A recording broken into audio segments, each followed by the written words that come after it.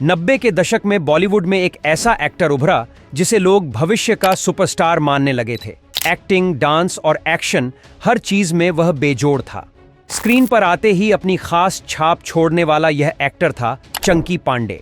लेकिन अपनी ही एक गलती ने उसके चमकते करियर को बर्बाद कर दिया। हालात ऐसे बने कि उसे डिप्रेशन में आकर बांग्लादेश तक जाना पड़ा। तो आखिर क्या थी वह होशियारी जिसने चंकी पांडे के बॉलीवुड करियर को तबाह कर दिया? आइए जानते हैं। साल 1962 के सितंबर महीने में चंकी पांडे का जन्म एक डॉक्टर फैमिली में हुआ था। उनके पिता शरद पांडे एक मशहूर हार्ट सर्जन थे और उनकी मां स्नेहलता पांडे भी डॉक्टर थीं। चंकी का परिवार चिकित्सा के क्षेत्र में बहुत सफल था, इसलिए एक आम भारतीय की तरह उनके पिता भी चाहते थे कि उनका बेटा भी डॉक्टर बने। यहाँ एक और दिलचस्प बात बता दें कि उनके बचपन का नाम सूरज पांडे था। इनकी देखभाल एक नैनी किया करते थे। वही नैनी सूरज को चंकी कहकर बुलाने लगी और घर से लेकर बाहर तक इनका यही नाम चल पड़ा। और इसी नाम के साथ ही उन्होंने एक अद्भुत सफर की शुरुआत की। लेकिन वो फिल्मों की दुनिया में कैसे आए की कहानी बड़ी दिलचस्प है।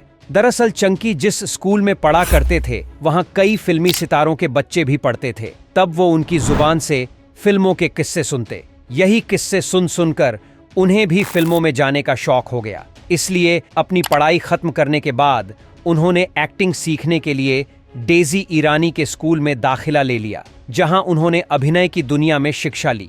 बाद में उन्होंने यहां नौकरी भी की। कहा तो यह भी जाता है कि यहां उन्होंने सलमान खान और अक्षय कुमार जैसे सुपरस्टार्स को एक्टिंग और डांस की ट्रेनिंग भी दी थी। 1987 में चंकी ने आग ही आग से अपने करियर की शुरुआत की। इसके बाद उन्होंने पाप की दुनिया, खतरों के खिलाड़ी, जहरीले और आंखें जैसी कई सफल फिल्मों में काम किया। लेकिन चंकी कौशल पहचान 1988 में आई अनिल और माधुरी की फिल्म तेजाब से मिली। इसमें उन्होंने अनिल कपूर के दोस्त का किरदार निभाया था। उनकी शानदार अदाकारी के लिए उन्हें सपोर्टिंग बेस्ट एक्टर का फिल्म फेयर अवार्ड भी मिला। उस समय लोग यहां तक कहने लगे कि चंकी पांडे बॉलीवुड के आने वाले सुपरस्टार हैं। इसके बाद 1993 में आई आंखें फिल्म ने चंकी को एक नई ऊंचाई पर पहुंचा दिया। गोविंदा के साथ उनकी जोड़ी ने लोगों के दिलों पर राज किया और फिल्म बॉक्स ऑफिस पर सुपरहिट साबित हुई। इस सफलता के बाद चंकी को विश्वास हो गया कि वह अब बड़े स्टार बन गए हैं। लेकिन यही अहंकार उनके लिए संकट बन गया।